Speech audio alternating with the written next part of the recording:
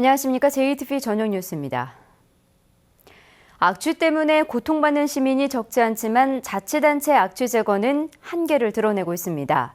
전북에서 악취 관리와 신고 대상으로 지정된 6곳의 악취 민원이 사라지지 않는 데다 혁신도시와 완주군 공단처럼 추가적인 악취 민원도 잇따르고 있습니다. 김철 기자입니다.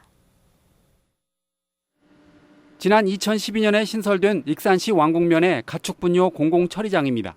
가축분뇨 처리 과정에서 나온 악취 때문에 주민들이 3년째 고통을 겪고 있습니다. 말로는 못하고 머리가 아파 삥 돌고 아주 그냥 뭐 정신 이상할 정도 그런 실정입니다. 시내 나가면은 나보고 막 사람들이 다 남편하고 피해요. 전북의 악취 관리 대상은 모두 6곳입니다. 악취 신고 대상 시설은 익산시 왕곡면에 2곳, 고창군 성송면과 김제시 성덕면에 각각 1곳이 있습니다. 익산 1, 2 산업단지와 완주군 고산면 일부는 악취 관리 지역으로 선정됐습니다. 신고 대상 시설이나 관리 지역으로 지정되면 1년 안에 악취 저감 시설을 갖춰야 하고 허용 기준을 초과할 경우 사용 중지 같은 행정 처분이 뒤따릅니다. 하지만 이들 6곳의 악취는 사라지지 않고 있습니다. 더 큰 문제는 이들 6곳 말고도 전북 혁신도시와 완주군 공단처럼 추가로 악취 민원을 제기하는 곳이 잇따른다는 겁니다. 반면 전남 나주시는 320억 원의 예산으로 혁신도시 주변 축사를 없애기로 주민들과 합의했습니다. 그러나 전북은 지난 2011년에 시작한 완궁 축사 매입을 아직 해결하지 못하는 등 악취 제거의 한계를 드러내고 있습니다. 악취 배출 사업장은 악취 저감 시설 등을 설치해서 악취를 저감하고 있으며 혁신도시의 악취 저감은 축산농가 스스로 노력함과 동시에 미생물 제품 보급과 컨설팅을 지원하고 있습니다. 악취 민원이 잇따르고 있지만 자치단체가 근본적인 해결책을 내놓지 못해 시민 고통이 커지고 있습니다. JTB 뉴스 김철입니다. 전라북도가 14개 시군에 한 곳씩 생태관광지를 조성하고 있습니다. 생태관광을 활성화해서 관광객을 끌어모으겠다는 계획인데요. 개발이냐 보전이냐를 두고 여전히 논란이 일고 있습니다. 송창용 기자입니다. 30년 전 마을 주민들이 이주하면서 자연스럽게 생태계가 복원된 고창 운곡 습지입니다.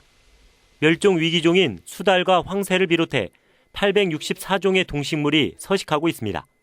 지난 2011년 국가습지 보호지역으로 지정된 데 이어 람사르 습지에 등록됐습니다. 운곡 습지 개선지역 복원 사업이라든가 탐방객들 안내센터라든가 이런 사업들을 조성하고요. 또 도해지의 학생들을 위해서 에코촌을 조성하려고 합니다. 전라북도는 14개 시군에 한 곳씩 이 같은 대표 생태 관광지를 만들 계획입니다. 올해부터 10년 동안 한 곳에 73억 원씩 모두 1,022억 원을 투자합니다. 그러나 1,000억 원이 넘는 예산에 걸맞는 효과를 거둘 수 있을지 의문입니다. 시군별로 차별화된 정책을 찾아보기가 어렵고 나머지 생태 관광지는 소외될 우려가 높기 때문입니다. 무엇보다 개발 논리에 밀려 생태 지역이 훼손될 수 있습니다. 여전히 하드웨어 형태로 예산을 지원해주고 건물을 진 다음에 어떤 형태의 내실 있는 소프트웨어로 만들어가지 못한 한계를 많이 말하고 있거든요. 본연의 어떤 정체성을 깨뜨릴 수도 있지만 그렇게 하지 않는 것을 전제로 생태 자연 관광을 일으켜서 거기서 얻어지는 경제적인 이득을 다시 주민에게 환원하고 전라북도는 자연환경 보전과 관광 활성화라는 두 마리의 토끼를 모두 잡을 수 있다고 밝혔지만 논란은 쉽게 가라앉지 않을 것으로 보입니다. JTB 뉴스 송창용입니다. 옛 전라북도청 건물이 오늘부터 철거에 들어가 63년 만에 역사 속으로 사라지게 됐습니다. 철거된 자리에는 전라가명이 복원됩니다. 권대성 기자입니다. 요란한 소리와 뿌연 먼지 속에 건물 외벽이 뜯겨져 나갑니다. 지난 1951년 불에 탔다가 이듬해 다시 지어진 옛 도청 건물이 63년 만에 철거되기 시작했습니다. 옛 도청 건물과 주변은 2006년 청사를 옮기기 전까지 50년 넘게 근현대 시기에 전북의 정치와 행정, 경제 중심지 역할을 했습니다. 옛날에 그래도 여기에 막 도청으로 은행으로 이렇게 많이 있었는데 다시 이사 가고 아무도 그때부터 대한 형편이 없죠 지금은. 옛 도청 건물은 오는 11월이면 완전히 헐려 역사 속으로 사라지게 됩니다. 뒤이어 바로 옆에 있는 옛 전북경찰청 건물도 내년 2월까지 철거됩니다. 철거된 자리에는 조선시대 전라감사의 집무실인 선화당 등 옛 전라감형 건물 6채가 들어서게 됩니다. 내년 6월 이후에 선화당을 비롯한 6개 시설 복원 실시가 돼서 2017년도, 2018년도 초까지면은 전라감형 복원이 완공이 되겠습니다. 주변 상인들은 오랜 논란 끝에 시작된 옛 도청사 철거와 감형 복원이 예전의 영광을 다시 찾는 계기가 되길 기대합니다. 이쪽에 그 문화예술 이런 것이 좀 해가지고 한옥마을 강력광역도 거기만 다니지 말고 그냥 좁히다 다니지 말고 여기까지 좀 다녀가게끔 만들면 좋겠어요. 전주시는 지난달 철거자재 일부를 시민들에게 나눠준 가운데 철거가 끝난 뒤 폐벽돌 등을 추가로 나눠줄 예정입니다. JTB 뉴스 권대성입니다.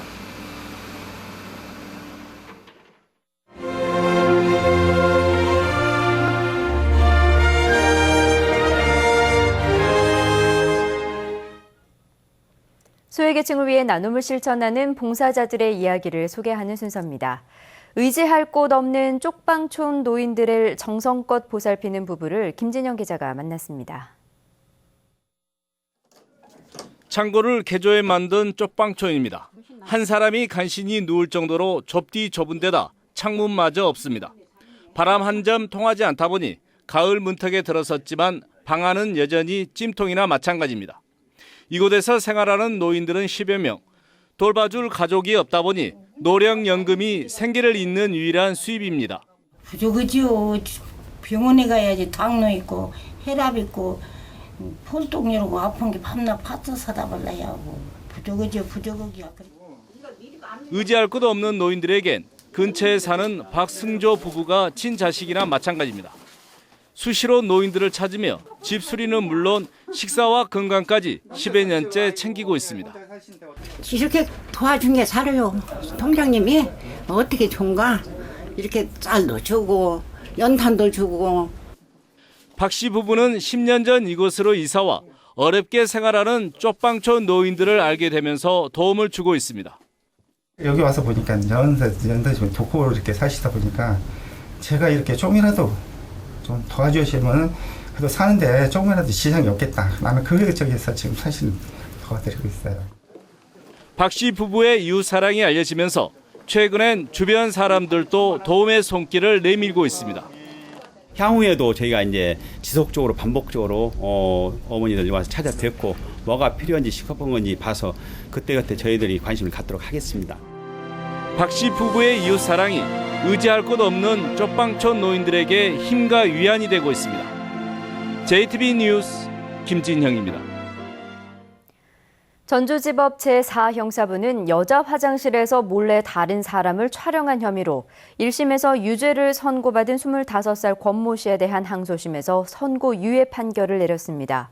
재판부는 권 씨가 여성의 신체를 촬영하려 한 사실은 있지만 카메라에 피해 여성의 신체 영상 정보가 입력됐다고 보기 어렵다며 이같이 판결했습니다.